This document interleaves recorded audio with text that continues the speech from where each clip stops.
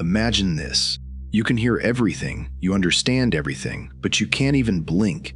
You're trapped inside your own body. In 1917, the world was swept by an epidemic of living statues. 5 million people across the planet simply froze. It was encephalitis lethargica, not movie zombies craving flesh, but an army of mannequins with perfectly clear minds. People fell asleep mid-step, while eating, or in the middle of a conversation, and they didn't wake up for decades. A real apocalypse, where the enemy is your own brain. Between 1917 and 1928, when the world had barely begun to recover from the horrors of World War I, a mysterious illness swept across the planet, one people came to call the sleeping sickness. Encephalitis lethargica, also known as von Economos encephalitis, is estimated to have affected around 5 million people worldwide. It was an epidemic that didn't cause rage or a craving for flesh, but instead created an army of living statues, people locked inside their own bodies, unable to move or speak, yet often fully aware of everything happening around them. The illness began deceptively simply, often disguising itself as a typical infectious sickness. Patients reported high fevers reaching 100 to 102 degrees Fahrenheit, sore throats, headaches, and muscle pain. But soon, what doctors called the von Economo triad would appear: fever, disturbances in eye movement, and a pathological drowsiness doctors described as hypersomnolent ophthalmoplegia. People could fall asleep at the worst possible moments, while eating, during conversations, or right out in the street. And if someone managed to wake them, they might give a brief, coherent answer, only to sink right back into a lethargic state that could last for weeks. The most terrifying stage of the illness was something called a kinetic mutism. Patients would enter a state of complete immobility. Their facial expressions faded, their muscles became rigid, and many developed catatonic symptoms. In some cases, patients experienced psychosensory disturbances, visual, auditory, and even smell-based hallucinations, along with distortions in the shape and color of objects around them. Some patients would suddenly erupt into uncontrollable screaming episodes known as clazomania. In severe cases, the virus attacked the midbrain, leading to breathing problems, cardiovascular failure, and coma. Many who survived the acute phase later developed post-encephalitic Parkinsonism. These people spent decades in specialized clinics, motionless like mannequins, until, in the late 1960s, Dr. Oliver Sacks began using a drug called levodopa. The awakening of these patients was almost like resurrection. People who hadn't moved for 40 years suddenly stood up, started dancing, playing the piano, and talking again, returning to the interests they had in their youth. But the effects of the drug were often unstable and came with severe side effects, tics, hallucinations, and emotional breakdowns. After which many patients slipped back into their frozen state. This epidemic showed that a zombie apocalypse could look like a world trapped in an endless, motionless sleep, where millions of people are physically present but essentially erased from life. They laughed all the way to their deaths, while their brains literally turned into something like a sponge full of holes. In the mountains of Papua New Guinea, the Fore tribe was devastated for decades by a nightmare called Kuru. This wasn't a virus, and it wasn't poison. This was the price of love. To honor their dead, tribe members would eat the bodies of those who had passed. Women and children were given what was considered the greatest delicacy: the human brain. Hidden inside were prions, protein killers. For years, they slowly rewired brain cells, causing uncontrollable laughter and violent trembling that could never be stopped. In the mid-20th century, in the remote highland regions of Papua New Guinea, the outside world discovered a nightmare the indigenous Fore tribe themselves called Kuru. In the local language, the word carried two meanings: trembling and corruption. The disease transformed healthy people into shaking, unraveling figures, slowly losing control over both body and mind, and it almost always ended in death within a year after the first symptoms appeared. The symptoms developed gradually, first attacking the cerebellum, the part of the brain responsible for coordination. It often began with an unsteady walk and a faint tremor, which soon turned into violent shaking throughout the entire body. In the sitting stage, patients could no longer stand without support. Their speech became slurred. Swallowing became difficult, leading to rapid physical decline. But the most disturbing symptom of Kuru was the pathological bursts of uncontrollable laughter. Because of this, global media gave it a chilling nickname, the Laughing Death. This wasn't joy. It was facial muscle spasms happening as the nervous system was being slowly destroyed. The cause of the epidemic was tied to ritual funerary cannibalism practiced by the Fore. They believed that consuming the bodies of deceased relatives helped release their spirit and preserve the connection between generations. There was a strict division by gender. Men usually ate muscle tissue, believing it gave them strength. Women and children were given the internal organs and the brain, and it was in brain tissue that infectious prions were most concentrated, abnormally folded proteins that acted as the infectious agent. These prions forced normal brain proteins to change shape, turning living brain tissue into something like a porous sponge. The epidemic is believed to have started in the early 20th century, when one tribe member developed a spontaneous form of Creutzfeldt-Jakob disease, and their brain was consumed by others. Because the incubation period could last anywhere from 10 to 50 years, the disease continued to devastate the tribe for decades, even after cannibalism was banned in the 1960s, under pressure from missionaries and authorities. For studying this slow infection, Dr. Carlton Gojdeus received the Nobel Prize, although the true nature of prions was only fully proven later by Stanley Prusiner. The story of Kuru is an example of how deeply rooted cultural traditions can become a biological mechanism for destroying an entire people, turning a ritual of love and remembrance into a deadly chain reaction.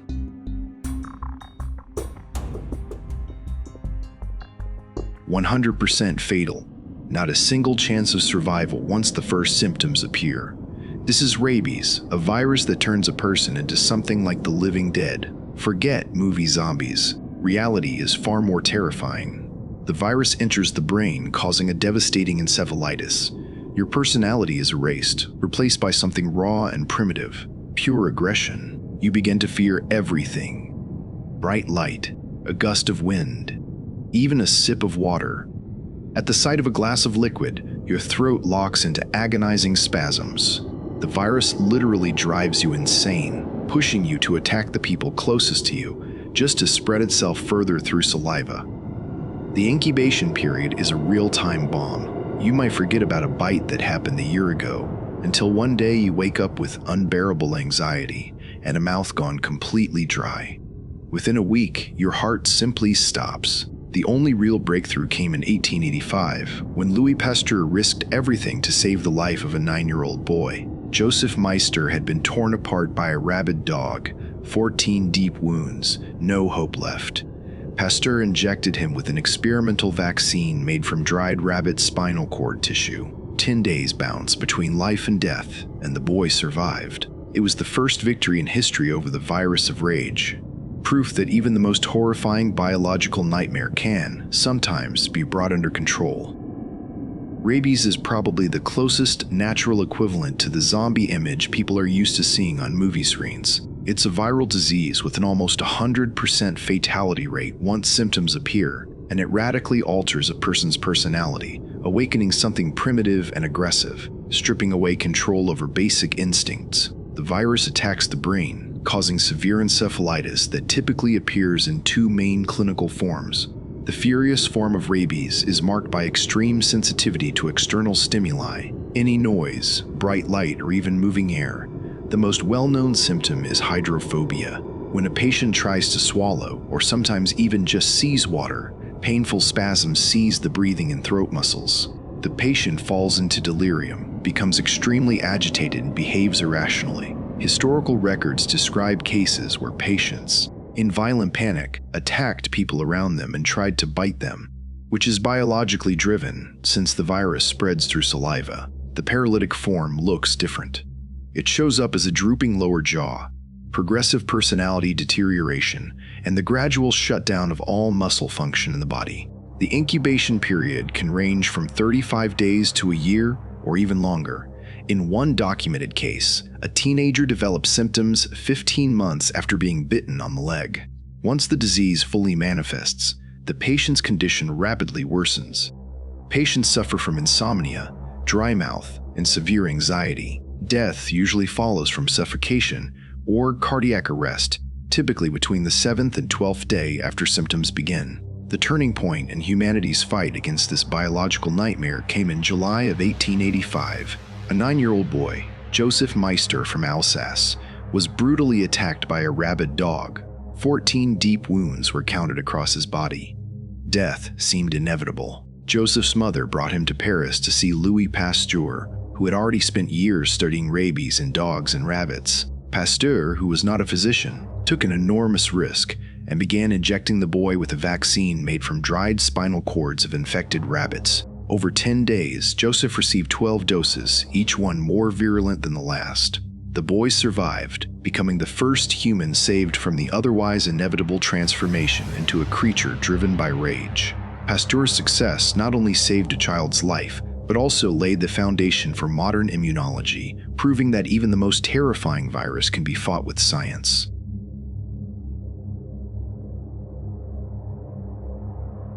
Imagine a crowd dancing until their feet turn into a bloody mess. This isn't some wild rave. This is one of the most terrifying epidemics in history, the dancing plague of the 15th century. It all started with one woman. Without music, without any visible reason, she walked out onto a street in Strasbourg and began spinning uncontrollably. She danced for 6 straight days until she finally collapsed from exhaustion. But by then, the madness had already begun to spread. Within a month, 400 people were thrashing through the streets. There was no joy on their faces, only raw, primitive terror. They couldn't stop. They danced until they suffered heart attacks and strokes, with up to 15 people dying each day, right there on the pavement. The authorities made a fatal mistake. Believing that more dancing might somehow cure the afflicted, they built stages and hired musicians. It turned the city into something like a branch of hell. Under lively music, hundreds of people danced themselves to death. What was it? A hallucinogenic fungus and contaminated bread, triggering convulsions, or mass hysteria, when starvation and poverty pushed the brain to simply shut down free will, turning the body into a puppet. In the summer of 1518, in the city of Strasbourg, then part of the Holy Roman Empire, one of the strangest epidemics in human history broke out. It didn't begin with coughing or rashes. It began with a single dance performed by a woman named Trophia. In July, she stepped into the street and started spinning in a frantic dance. Without music, without any clear reason, the dance continued for 4 to 6 days straight. Within a week, 34 more people had joined Frau Trophia. Within a month, the number of dancers reached 400, most of them women. It looked like madness spreading from person to person. People couldn't stop. Their faces didn't show joy, only deep suffering and detachment. They danced until their feet turned into a bloody mess, until they collapsed unconscious, or died from heart attacks and strokes. At the peak of the outbreak, up to 15 people were dying each day. City authorities, alarmed by what was happening, turned to physicians. The doctors rejected supernatural explanations, and instead claimed the plague was caused by overheated blood. The authorities made a decision that would prove disastrous. They believed the sick needed to keep dancing around the clock to recover. The city built special stages, opened 2 dance halls, and even hired musicians to maintain a steady rhythm for those trapped in the madness. It only made things worse.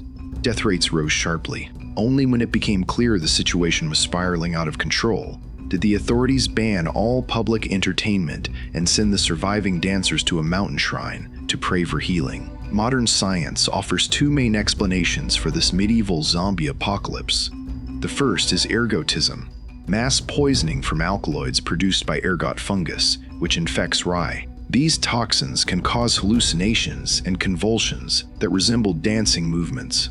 The second, and more widely accepted theory, is mass psychogenic illness, collective hysteria. Strasbourg at the time was suffering from famine, poverty, and disease. The extreme stress may have triggered psychological collapse among the most vulnerable people. People literally lost control of their own bodies, becoming puppets of an overstimulated brain.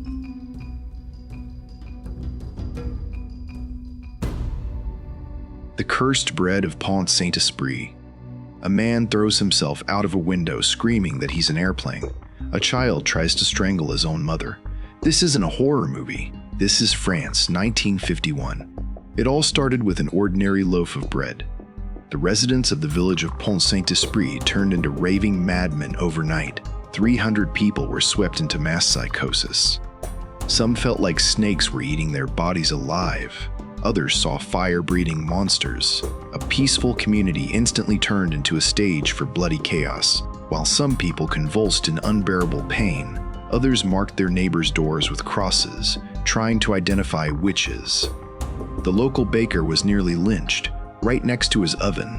What was it? An ancient curse, a miller's mistake, contaminating flour with toxic ergot fungus, or a secret CIA experiment involving airborne LSD. One swallow of tainted flour and civilized society plunged into something like a primitive hell.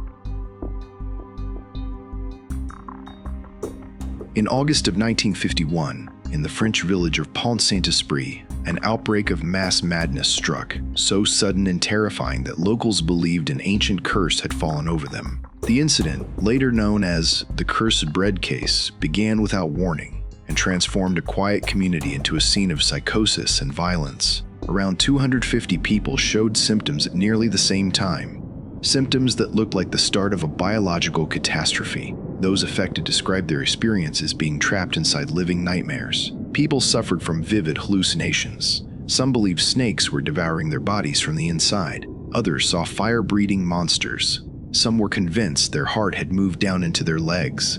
Bursts of aggression became common. There were documented attacks on neighbors and medical staff. In the grip of psychosis, one adult man threw himself from a window, believing he was an airplane. An 11-year-old boy tried to strangle his own mother. Physically, people suffered from burning sensations in the chest, stomach pain, nausea, and violent seizures.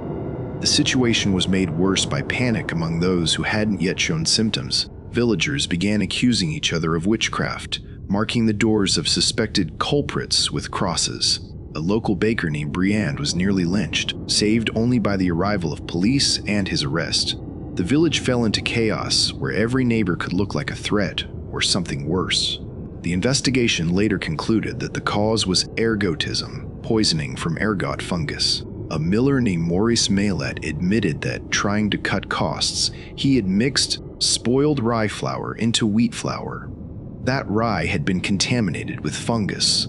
Ergot alkaloids, like ergotamine, affect neurons and the brain's vascular control centers, triggering degenerative neurological effects and severe hallucinations. There are also conspiracy theories suggesting the incident was part of a Cold War experiment involving the CIA and airborne lysergic compounds, but the ergot poisoning explanation remains the most strongly supported. The event became the last major case of mass mad bread poisoning in modern European history, and a reminder of how quickly a stable society can collapse into something primitive and chaotic because of a single mistake in the food supply.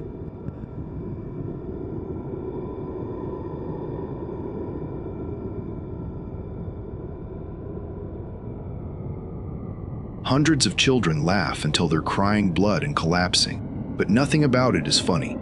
In 1962, ordinary laughter became a mass killer. It started with 3 schoolgirls in Tanzania. They began laughing and couldn't stop. It wasn't joy. It was something mechanical, something broken. Episodes of delirium and convulsions that lasted 16 straight days. The school shut down in panic, but the madness had already escaped. The girls returned to their villages, spreading it to families and neighbors. Thousands of people were struck by attacks that shifted between uncontrollable laughter, crying, choking, and bursts of wild aggression. Teenagers attacked teachers. Their bodies broke out in disturbing rashes. It wasn't poison. It wasn't a virus. It was a mass psychogenic collapse. The minds of an entire generation simply couldn't handle the pressure of reality like a safety valve suddenly blowing open. For 18 months, an entire region shook in an agony that, from the outside, could look like joy. But in truth, it was a brain's desperate scream for help after losing control over the body. In January 1962, in the village of Kashasha, located in what is now Tanzania, An event unfolded that is still cited as one of the largest examples of mass psychogenic illness ever recorded. At a missionary boarding school for girls, 3 students between the ages of 12 and 18 suddenly began laughing uncontrollably. This wasn't laughter in response to something funny. It was mechanical, exhausting, frightening. Very quickly, the epidemic spread to 95 of the school's 159 students. The girls couldn't focus on lessons. Their attacks lasted anywhere from a few hours to 16 straight days. The laughter often shifted into crying, screaming, anxiety, and even aggression. Many showed physical symptoms: body pain, breathing difficulties, fainting, and skin rashes. Teachers who did not develop symptoms themselves were eventually forced to close the school in March. But by then, the damage was already spreading. When the girls returned home, the laughter began to infect their families and neighbors. In the village of Nonshamba, 217 people were affected within 2 months. The epidemic then spread to another girls' school, where 48 more people developed symptoms. In total, 14 schools were forced to close, and the number of affected individuals rose past 1,000. The epidemic continued for 18 months before finally fading out. Researchers, including linguist Christian Hempelman, concluded that this was a classic case of mass psychogenic illness, triggered by extreme stress. Tanganyika had just gained independence from Britain, and young people were facing intense pressure, high expectations from parents and teachers, strict discipline, and deep social uncertainty. In this case, laughter wasn't an emotion. It was a symptom of psychological collapse, a kind of emergency release valve for minds that could no longer cope with reality. This event is a reminder that under collective stress, the human brain can copy the strangest and most destructive patterns of behavior, turning entire communities into groups of people who no longer have control over their own reactions.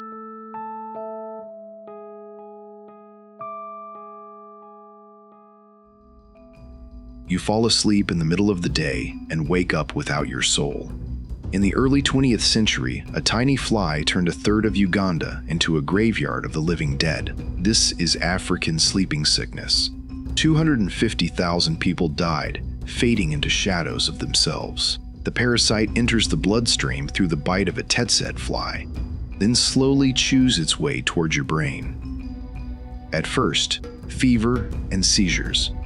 But the real horror begins in the second stage. A person's personality starts to disappear. During the day, crushing, uncontrollable sleepiness takes over. At night, agonizing insomnia. One by one, cognitive functions begin to shut down. People slipped into deep madness. They stopped eating, stopped moving, stopped recognizing the people they loved. Entire villages became exclusion zones where exhausted figures sat for hours staring at nothing, waiting for coma to take them. The medicines of that time were often as dangerous as the disease itself. Doctors injected patients with arsenic-based treatments that sometimes killed faster than the parasite. It was a disaster on a biblical scale, a quiet, drowsy death that erased the mind long before the heart finally stopped. In the early 20th century, between 1900 and 1920, the Busoga region of Uganda faced an epidemic that turned the land into something like a wasteland. African trypanosomiasis, known as sleeping sickness, killed more than 250,000 people, roughly 1/3 of the region's population. It was a disaster on a biblical scale where people became living shells long before their bodies finally failed. The disease is caused by microscopic parasites, trypanosomes, transmitted through the bite of the tsetse fly. In the first stage, the infection causes fever, seizures, and swelling of the lymph nodes at the back of the neck. But the true horror begins when the parasites cross the blood-brain barrier and enter the brain. In this second stage, a person's behavior changes beyond recognition. Patients become sluggish and indifferent. Their cognitive abilities begin to deteriorate. During the day, overwhelming sleepiness takes over. At night, they suffer from agonizing insomnia. As the disease progresses, people fall into deep lethargy or madness. They stop eating. They stop caring for themselves. Their bodies waste away while their consciousness slowly fades. In the final stage, patients slip into deep coma, followed by inevitable death. Witness accounts from the time describe entire villages where no healthy adults remained. People sitting motionless, staring into space, not reacting to the world around them, like shadows among the living. Colonial authorities trying to stop the epidemic forced mass relocations of populations away from the shores of Lake Victoria and deeper inland. This shattered traditional ways of life and triggered economic collapse. At the time, there were no effective treatments. Early attempts using arsenic-based drugs, such as melarsoprol, were extremely painful and often deadly to the patients themselves. The sleeping sickness epidemic in Uganda became a stark example of how a microscopic parasite and ecological disruption tied to colonization can turn a thriving region into an exclusion zone, inhabited by people whose minds were erased long before their bodies died.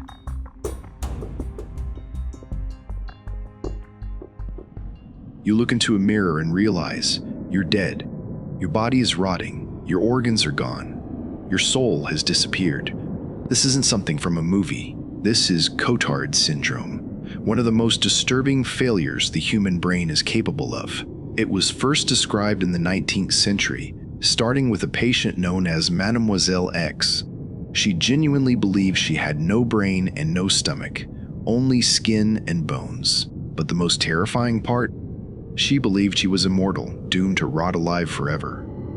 Eventually, she stopped eating and died from starvation, trying to prove she was already dead. Modern cases can be even more surreal.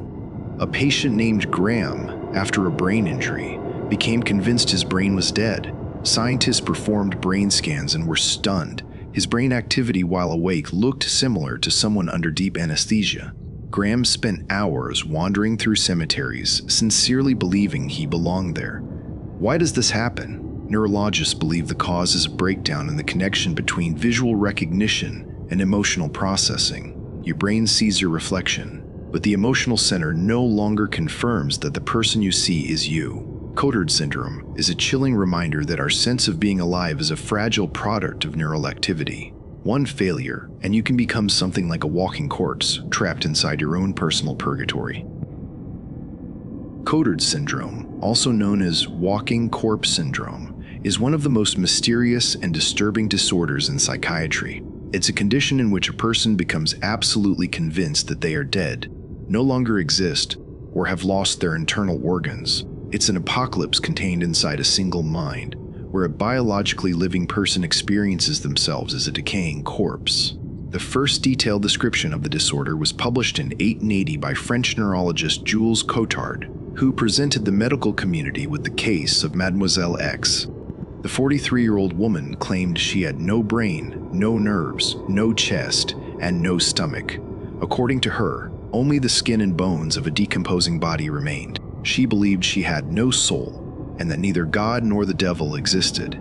The most paradoxical part was her belief in her own immortality. She was convinced she was cursed to exist forever in this dead state, and believed the only way to end it would be to be burned alive. Because she believed she was already dead, she refused to eat, and eventually died of starvation. Modern cases of Cotard syndrome can be just as striking. In 1996, a Scottish man who suffered a head injury in an accident moved to South Africa and became convinced he was in hell. The heat reinforced his belief, and he was sure he had died from sepsis or AIDS during recovery. Another patient, known as Graham, after a suicide attempt, claimed his brain had died. Brain imaging using positron emission tomography showed activity levels typical of deep anesthesia or sleep, something extremely unusual for a conscious person. Graham spent time wandering through cemeteries, feeling like he belonged there. Neurologists explain this phenomenon as a breakdown in communication between object recognition centers in the brain and the amygdala, which is responsible for emotional response. When a person looks in the mirror, they see themselves, but they don't feel the emotional confirmation that the person they see is real. This can lead to derealization and the belief that the self no longer exists.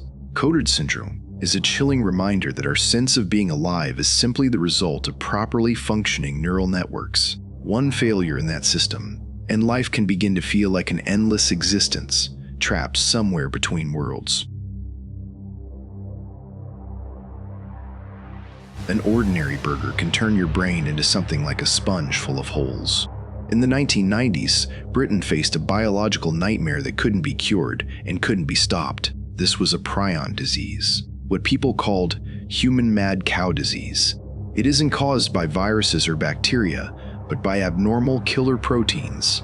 They enter the body and slowly begin transforming living brain tissue into a porous substance, like a kitchen sponge. One of the first victims was a 19-year-old named Stephen. It started with mild depression and slipping grades. Within 6 months, he lost the ability to walk, lost his memory, and died in a care facility. The disease didn't spare the young, while politicians appeared on camera feeding beef to their own children, insisting everything was safe. An invisible death was already spreading across the country. The cause turned out to be human greed. Cattle were being fed meal made from the bones of other cattle, turning herbivores into unwilling cannibals. The most terrifying part is the slow bomb. Studies suggest that as many as 1 in 2,000 people in Britain may be silent carriers of prions. In the mid-1990s, the United Kingdom found itself at the center of a panic many compared to the beginning of a biological apocalypse. The world learned about a new, incurable disease, variant Creutzfeldt, Jakob disease, or VCJD, quickly labeled by the media as human mad cow disease. It was caused by prions, abnormal proteins that destroyed the human brain, turning it into a sponge-like mass. The first officially recognized victim was 19-year-old Stephen Churchill, who died in May 1995. His illness began quietly. His college grades dropped. He developed depression and dizziness. Soon, the symptoms became terrifying. Stephen began to stagger when he walked. He lost his memory and coordination. He died in a care home just 6 months after the first signs appeared. Another victim was 29-year-old Michelle Bowen, who worked in a butcher shop and also died from progressive brain destruction. The tragedy was traced back to the practice of feeding cattle meat and bone meal made from the remains of sheep and cows, which helped spread bovine spongiform encephalopathy in livestock. For years, the British government reassured the public that British beef was safe. The Minister of Agriculture, John Gummer, even fed his daughter a burger on live television to calm public fears. But soon, the link between contaminated meat and human deaths became undeniable. This led to an international ban on British beef exports and the mass slaughter of cattle. Variant CJD differs from the classic form because it tends to affect younger people. The average age of victims was around 28. It often begins with psychiatric symptoms and sensory disturbances, followed by loss of coordination, muscle jerks, and dementia. Death typically occurs about 14 months after symptoms appear, although the total number of deaths was around 233. Studies of 32,000 tissue samples suggested that roughly 1 in 2,000 people in the United Kingdom may carry abnormal prions. It is a slow, hidden threat inside the human body, something that can surface decades later. A reminder of how attempts to outsmart nature can create entirely new biological horrors.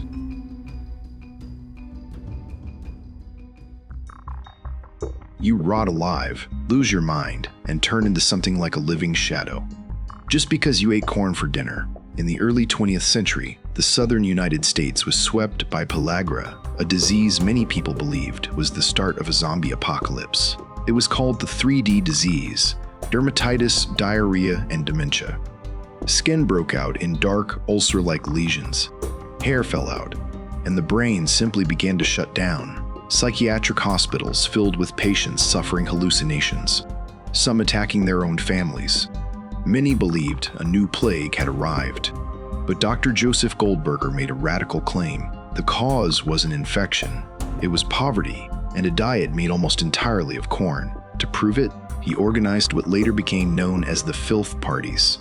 Goldberger and his colleagues spent months injecting themselves with patients' blood under their skin. They swallowed flakes of infected skin.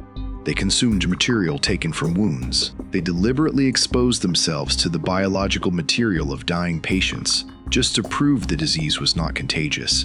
They survived.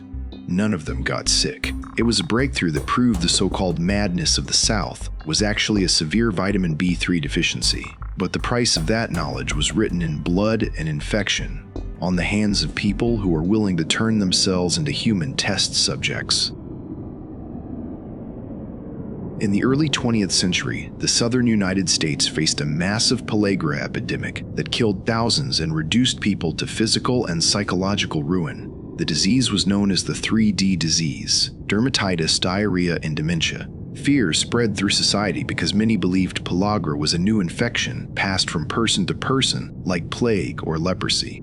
The symptoms were truly horrifying. Patients' skin developed dark, scaly lesions, especially on areas exposed to sunlight. Hair fell out.